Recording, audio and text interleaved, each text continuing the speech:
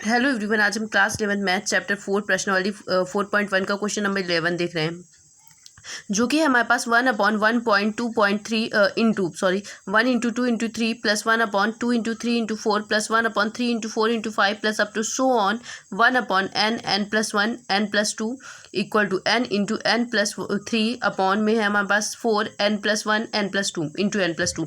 इसे हमें सिद्ध करना है। तो मैंने आपको बताया था कि हमें इस चैप्टर के हर क्वेश्चन को सॉल्व करने के लिए 3 स्टेप फॉलो करना बहुत इंपॉर्टेंट है। अब वो 3 स्टेप कौन से हैं? वो है n=1 के लिए पहले हम इसे सत्य सिद्ध करेंगे, फिर k के लिए सत्य मानते हुए k+1 के लिए सत्य सिद्ध कर देंगे।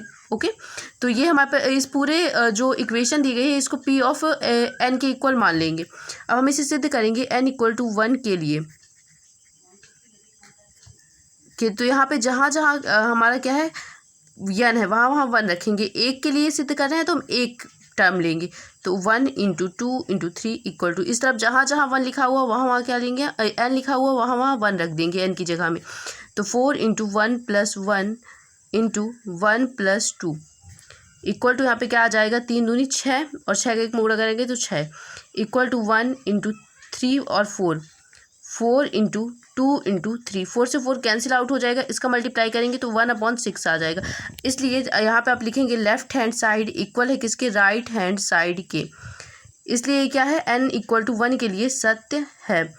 तो अब हम इसे आगे सत्य सिद्ध कर सकते हैं। अगर ये n=1 के लिए कंडीशन सेटिस्फाई हो गई तो बाकी सबको भी ये कंडीशन सेटिस्फाई करेगी। अब n=k के लिए तो जहाँ जहाँ हमारे पास n दिया गया है वहाँ वहाँ हम k रख देंगे, k के लिए सत्य मानते हुए।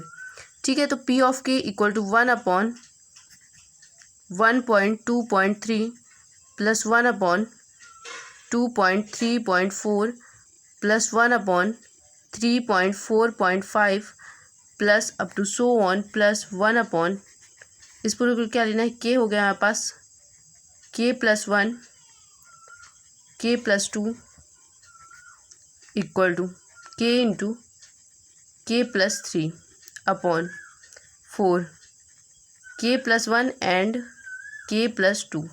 इस पूरे को आप इक्वेशन फर्स्ट दे दीजिए, क्योंकि इसका यूज़ क्या करेंगे हमें आगे आके करना पड़ेगा।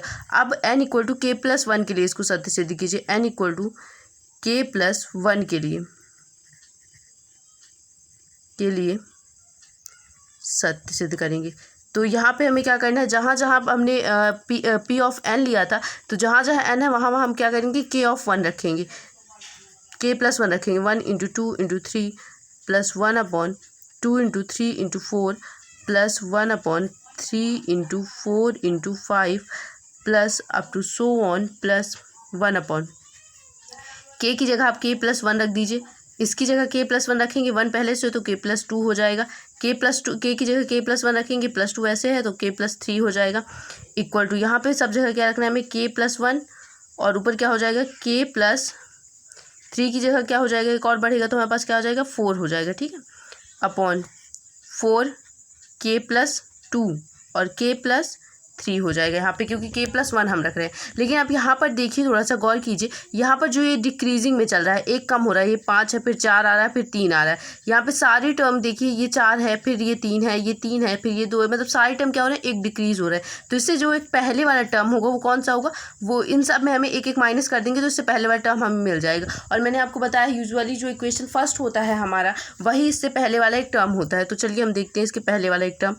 तो 1/1.2 into 3 plus 1/2 into 3 into 4 plus 1/3 into 4 into 5 plus up to so on plus 1 इन सब में एक एक कम कर दीजिए तो क्या आ जाएगा आपके पास, k+1 एंड k+2 प्लस में ये वाला टर्म तो हमारा रहेगा ही 1/k+1 k+2 एंड k+3। ठीक है, और इक्वल टू ये जो राइट हैंड साइड है हमारा वो चल रहा है। यहाँ से यहाँ तक देखिए, ये हमारे पास पूरा क्या है, इक्वेशन फर्स्ट है। तो इक्वेशन फर्स्ट है, इसका वैल्यू हम रखेंगे तो लिखेंगे यूजिंग फर्स्ट। ठीक है, यूजिंग फर्स्ट, तो यहाँ से इसका वैल्यू हमें यहाँ से रख देना है, ये इक्वेशन फर्स्ट से। तो क्या आ जाएगा हमारे पास, k+3 अपॉन 4 k+1 के प्लस 2 प्लस 1 अपॉन के प्लस 1 के प्लस 2 एंड के प्लस 3। ठीक है, इसके इक्वल टू में जो वैल्यू चल रही है हम उसको भी लिख देंगे। उसके इक्वल में क्या है, के प्लस 1 के प्लस 4 अपॉन में क्या है 4 के प्लस 2 एंड के प्लस 3। ये हमारे पास क्या है, इसके अपॉन में है। अब आप इसको सिंप्लीफाई करेंगे तो इसमें आपको कुछ कॉमन दिख रहा है, हाँ कॉमन दिख रहा है, बिल्कुल दिख रहा है। तो जो भी आपको कॉमन दिख रहा है उसको इसमें से कॉमन ले लीजिए। तो के प्लस 1 और के प्लस 2 जो है वो हमें इसमें कॉमन दिख रहा है। अब हमारे पास अंदर क्या बचा, अंदर के का मल्टीप्लाई कर दीजिए इसमें, तो हमारे पास आ जाएगा के स्क्वायर प्लस 3k अपॉन में 4 बचा है प्लस 1 अपॉन के प्लस 3 हमारे पास ये बच गया है। ठीक है, इसके इक्वल में ही चल रहा है। अब क्या करेंगे, इसका हम एलसीएम लेके इस क्वेश्चन को पूरे को सॉल्व कर देंगे। तो हमारे पास आ जाएगा 1 अपॉन के प्लस 1 के प्लस 2 और इस पूरे में इसका एलसीएम ले लीजिए। तो क्या आ जाएगा हमारे पास 4 के प्लस 3। तो यहाँ पे के प्लस 3 का मल्टीप्लाई हो जाएगा के स्क्वायर प्लस 3k, के प्लस 3 का मल्टीप्लाई हो जाएगा प्लस, इससे के प्लस 3 से के प्लस 3 कैंसिल आउट हो जाएगा, 4 का ऊपर मल्टीप्लाई हो जाएगा। ठीक है, इक्वल टू, अब क्या करना है, अब आप यहाँ पे जो दिया गया है इसका यहाँ पे मल्टीप्लाई कर लीजिए। तो हमारे पास आ जाएगा 1 अपॉन के प्लस 1 के प्लस 2 और इसका जब आप मल्टीप्लाई करेंगे तो आपके पास क्या आ जाएगा, के का क्यूब प्लस 3k। यहाँ से करेंगे तो क्या आ जाएगा बस के का क्यूब आ जाएगा 3k स्क्वायर, फिर इसका करेंगे तो 3k स्क्वायर प्लस का 3 तिकाई 9k। ठीक है, प्लस का 4 अपॉन में जो हमें नीचे दिया गया था वो हमारा भी चल रहा है।